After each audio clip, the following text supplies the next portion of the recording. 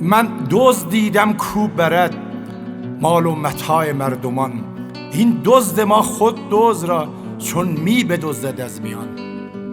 خواهند از سلطان امان چون دزد افسونی کند. دزدی چو سلطان می کند پس از کجا خواهند امان؟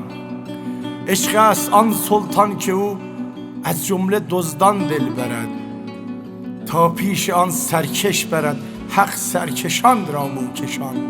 عشق است آن دزدی که او از شحنگان دل میبرد، در خدمت آن دزد بین تو شحنگان بیکران.